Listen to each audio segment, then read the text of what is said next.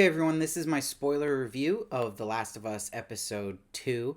This again was written by Craig Mazin, but this time, instead of directed by Craig Mazin, it was directed by Neil Druckmann. So, overall, this episode was definitely a step up for me compared to the premiere, which was also great.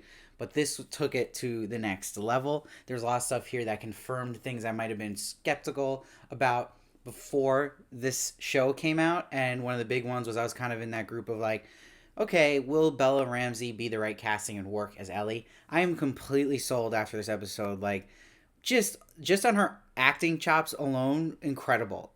Everything with her and the chemistry with Pedro Pascal here, with him playing Joel, was amazing. Like they had said, was a big part of the audition process with those two, and that they clicked so well. And you see it right away in this episode.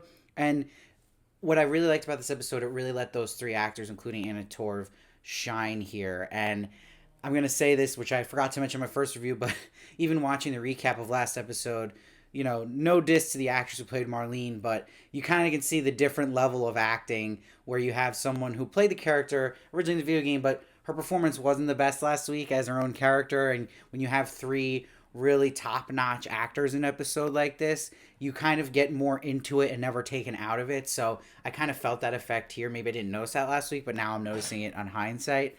And I think Neil Druckmann's directing here was really, really impressive. There was a good rhythm to his directing, but also he needs to get praised for how he directed the suspense and tension throughout this whole sequence in the museum. Now, as someone who played the video games, this was awesome to see, perfectly done.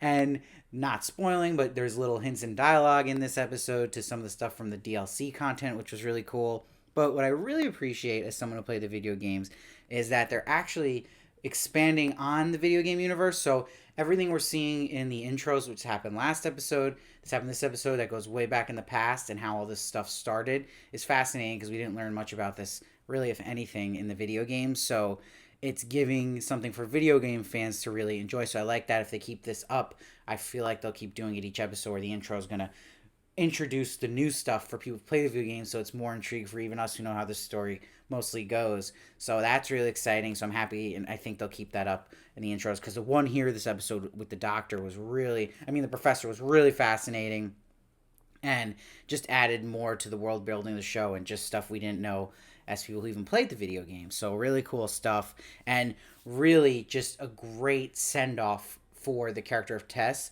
And Anna Torv absolutely blew me away in the part. Like, no one could have done that part better. She just killed it.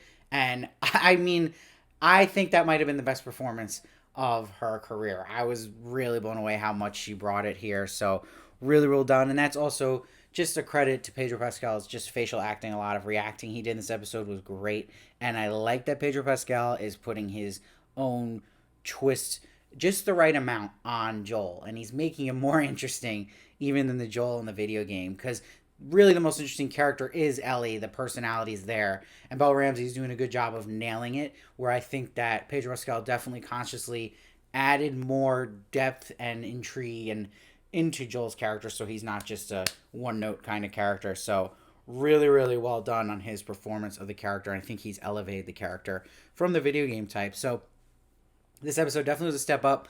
I think that they really nailed the production design. Is just incredible. Especially, I love how they are just going for it, like to a T of the video game look. Like having the swampy water coming up in the buildings, all the growth happening, and also just how they did the whole sequence at the end looked exactly like the video game. It was scary, the whole sequence with Tess and dying. And I love that she had this big sacrificial moment, and that they had it revealed nicely with the infection, but also her being the character who encouraged Joel to break out of his broken man he is and do save somebody, have a little faith here in this girl, Ellie. And it all goes back to him looking at the watch at the end, thinking of his daughter Sarah he lost. And it's really doing a good job of focusing on character and that relationship between Ellie and Joel, and that they're slowly working at it, chipping away, not going too fast either. That's the great work of Craig Mazin as a writer. He's an incredible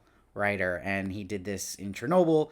He's a great podcast. I want to shout out Script Notes, so if you like writing, check that out. He is just amazing at it in so many facets, and he's just killing it here with the writing of this show. So it makes me excited for where this is going to go. And I also want to point out, I really like how they're handling to not doing the spores and doing it through showing the fungus coming out of the mouth, and it worked here with it coming in the ground, and it would call out all those infected to come. I thought that was really good. And of course, the clickers looked incredible, terrifying, and just really good sound design through that sequence too. I keep thinking about the museum. That's something that's going to stick with me. Really heighten the horror here.